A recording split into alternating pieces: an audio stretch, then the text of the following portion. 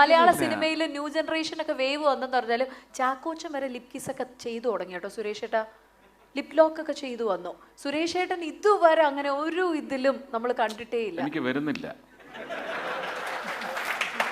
ഇനിയിപ്പോ ഈ പ്രായത്തിൽ അങ്ങനെയൊക്കെ വരുമെന്ന് എനിക്കറിയത്തില്ല. അല്ല, അങ്ങനെ ഒരു കഥാപാത്രം ആവശ്യപ്പെടുകയാണ്, ജസ്റ്റ് ഫോർ ഫണ്ണാണ് കേട്ടോ സുരേഷ് ഏട്ടാ. അങ്ങനെ ഒരു കഥാപാത്രം ആവശ്യപ്പെടുകയാണ്, ഡയറക്ടർ ചോദിക്കുന്നു സുരേഷ് ജി ഒരു ലിപ് ലോക്ക് ചെയ്യേണ്ടി വരും വിത്ത് ദ ഹീറോയിൻ എന്ന് പറഞ്ഞാൽ what will be your stance? ഒന്നുമില്ല, ഞാൻ കലാകാരനാണ്, അത് ആവശ്യമാണെന്ന് എനിക്ക് തോന്നിയാൽ ഞാൻ ചെയ്തു കൊടുക്കും, അത്രേ ഉള്ളൂ. രാധിക ചേച്ചിയോട് പറയോ? ഡിസ്കഷൻ പോലും ഇല്ലല്ലോ. ഞാൻ സിന്ദൂരരേഖ അഭിനയിച്ച് സിനിമ വന്നു കഴിഞ്ഞിട്ട് അതിൽ കാളിന്തി എന്ന് പറയുന്ന ഒരു പാട്ടുണ്ട്. അപ്പോൾ അത് ടി വിയിൽ ഇങ്ങനെ ഇടയ്ക്കിടയ്ക്ക് വരുമായിരുന്നു. രാധിക അതിട്ട് കാണും. ഒരിടം വരുമ്പോൾ മാത്രം രാധിക പതൊക്കെ എഴുന്നേറ്റ് പോയി കളയും. അത് ഒരു 4-5 പ്രാവശ്യം ഞാൻ ശ്രദ്ധിച്ചു.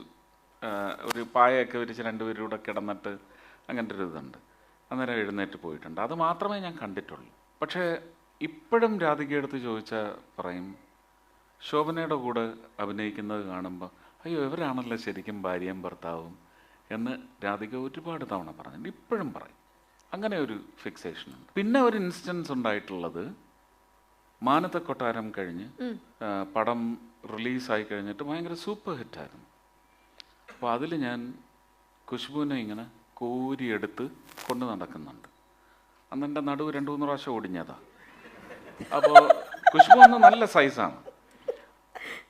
ആ വീട്ടിൽ ചെന്നപ്പോൾ എന്നെ അതുപോലെ എടുക്കണം. ഈ കൊച്ചു കുട്ടികളെ ഷാഢ്യം പിടിക്കുന്നത് പോലെ നിന്നിട്ട് എന്നെ അതുപോലെ എടുക്കണം. എന്നിട്ട് എടുത്തോ സുരേഷ് ഏട്ടാ? എടുത്തു.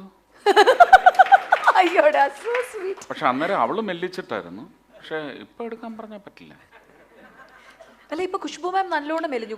ഖുശ്ബുവിനെ ഇപ്പൊ എടുത്ത് ഒരു വിരലിൽ നിർത്തി പമ്പരം കറക്കാൻ, അത്രയ്ക്കും മെലിഞ്ഞു. അതാണ്. അല്ല, എന്നാലും ചേച്ചി ഈ പറയുമ്പോൾ സുരേഷ് ഗോപി എന്നൊരു പേര് കേൾക്കുമ്പോൾ ആദ്യം മനസ്സിൽ വരുന്ന കാര്യം എന്തായിരിക്കും? The first thing that come to your mind whenever we just say the word Suresh Gopi? Pamperingly sweet. Pamperingly sweet. But I love being pampered. Okay. എനിക്ക് പാമ്പർ ചെയ്യപ്പെടുന്നത് എനിക്ക് ഭയങ്കര ഇഷ്ടമാണ്. എന്നെ കൊഞ്ചിക്കുക എന്നൊക്കെ പറയുന്നല്ലേ. രാധിക ചേച്ചി അങ്ങനെ കൊഞ്ചിച്ചായിരിക്കും അല്ലേ സുരേഷ് ഏട്ടനെ സ്നേഹിക്കുന്നത്? ചിക്കലല്ല, പക്ഷെ കാലത്ത് ബ്രേക്ക്ഫാസ്റ്റ് എനിക്ക് വാരി തരുന്നത് രാധികയാണ്. അതെനിക്ക് കൊഞ്ചൽ പോലെയാണ് എനിക്ക് തോന്നുന്നത്.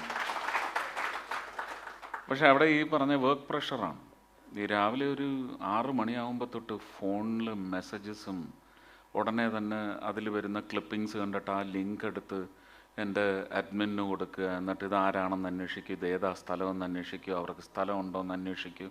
അല്ലെങ്കിൽ എന്തെങ്കിലും ഇഷ്യൂസ് ബേസ് ചെയ്തൊരു റിക്വസ്റ്റ് റെപ്രസെൻറ്റേഷനാണ് വരുന്നതെങ്കിൽ അതുടനെ തന്നെ അത് ആർക്കൊക്കെ അയക്കണമെന്ന് പറഞ്ഞിട്ട് ഞാൻ എൻ്റെ ഡൽഹിയിലെ സെക്രട്ടറി സുചിത്ര ഇപ്പോഴും ഉണ്ട്. വേറെ ജോലിയിലാണ്, വേറെ ശമ്പളമാണ്, ഞാൻ ശമ്പളം കൊടുക്കുന്നില്ല.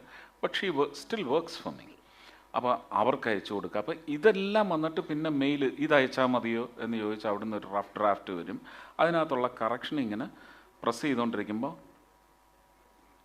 അപ്പോൾ കൊഞ്ചലെന്ന് പറയുന്നത് ഇപ്പം സ്ട്രെസ്സിൽ മുങ്ങിപ്പോവുകയാണ്. പക്ഷെ അന്നേരവും കറക്റ്റായിട്ട് 2 ഇഡ്ഡലി എന്ന് പറയുന്ന ഒരു മാർക്കിന് മേലെ അടുത്ത ഉരുള വന്നാൽ മതി. 2 ഇഡ്ഡലി മാത്രമേ ഉള്ളൂ സുരേഷ് ഏട്ടൻ രാവിലെ 2 ഇഡ്ഡലി. ചമ്മന്തിക്ക് രുചി കൂടിയ 1 ഇഡ്ഡലി കൂടുതൽ കഴിക്കും, അത്രയേ ഉള്ളൂ. ഒരു സിനിമ ഹിറ്റാകുന്നതിൽ ഒരുപാട് ഘടകങ്ങളുണ്ട് അല്ലേ? അതിൻ്റെ കഥ, അതിൻ്റെ പാട്ടുകൾ, അഭിനേതാക്കൾ, ഡയലോഗുകൾ, അങ്ങനെ എല്ലാ കാര്യത്തിലും. ഒരു നടനും നടിയും അല്ലെങ്കിൽ ഒരു സിനിമയിലെ അഭിനേതാക്കൾ ഒരുപാട് കഷ്ടപ്പെട്ടാണ് ആ റോളുകളിലേക്ക് എത്തുന്നത്.